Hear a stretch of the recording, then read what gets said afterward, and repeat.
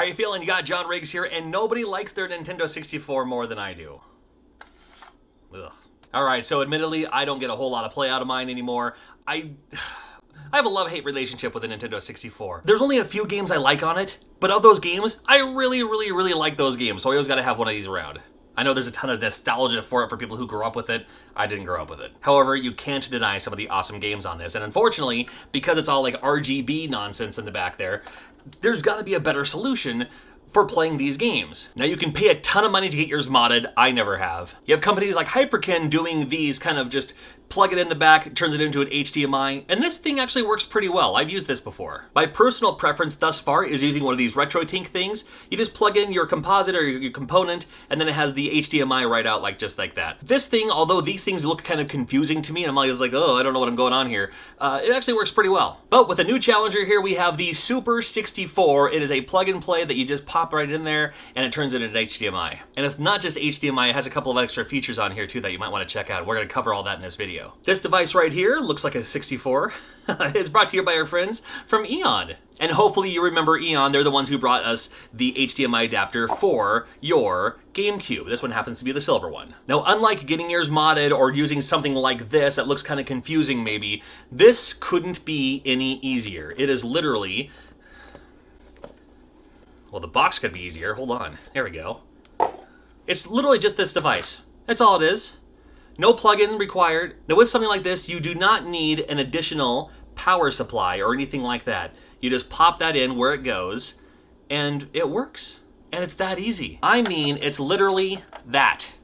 And then you pop an HDMI cord in there, and you can start playing immediately. That's how easy it is. Now on the side here, you will see a button. This one will actually smooth out the graphics for you, additionally making it a very cool experience for your classic 64 games. Check out some of these side-by-side comparisons. Hello! Now on the left side, you have standard, and on the right side, you have it with the texture smoothing. It's a little hard to see in these videos, but you can certainly notice a difference when you're playing it on your HD television. Now, of course, there's nothing wrong with just that kind of, anti-aliasing that the 64 promised in the first place. However, when you add smoothing to it as well, it just makes it that much more sharper, that much more smoother. It's almost like it's the way that they wanted you to experience 64 in the first place. It was one of the things that they really hyped up when it first came out. Now, of course, we start with Super Mario 64. That's the one that everyone's talking about. But what about something like Mischief Makers and the wonderful graphics and the colors that our friends at Treasure brings us with games like this? Again, you can kind of see a difference. But if you're playing this on an HD television, you can really see a difference.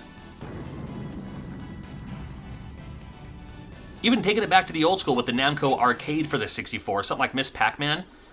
Now, I'm not used to seeing Miss Pac-Man in something like this, but, you do have the option. Naturally, I had to pop in No Mercy, one of my favorite games of all time. The entrance themes, the Titantron, the entrance videos, you don't really see much of a difference here. But look how smooth Stone Cold Steve Austin's head is. Smooth and nice and shiny. Come on now.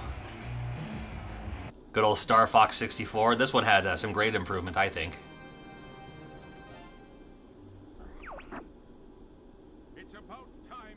I mean, sometimes you can't really see it in the graphics themselves, but even in the text just really makes it stand out.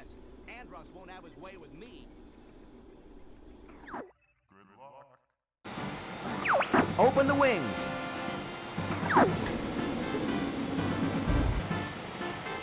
It was around this time I noticed I'm capturing all this footage here, but not from actually any in-game experience. So here's a little bit of side-by-side comparison from one of the Top Gear games. And again, as you can see, it's just enough to make a difference.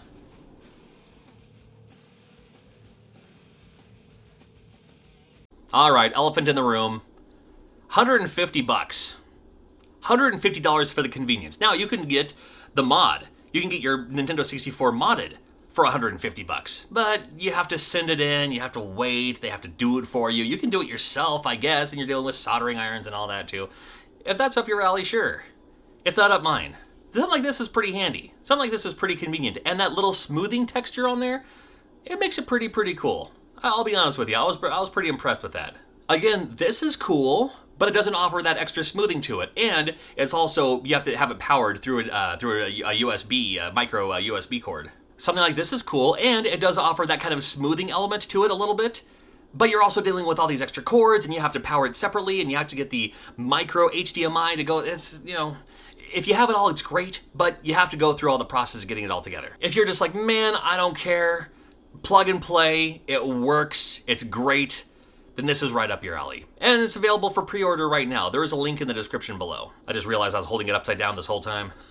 I did that in my last video. If you want to see a whole lot more awesome gaming items, make sure you click this playlist right here. Got a whole list of them for you. And I love fixing broken games with open cart surgery, so make sure you click on that too. It's always a lot of fun to see if I can get some old games working again. And if you want to click on this handsome face, you'll be subscribed so you don't miss out on any new videos, and I will see you at a convention in the very near future. We'll see ya.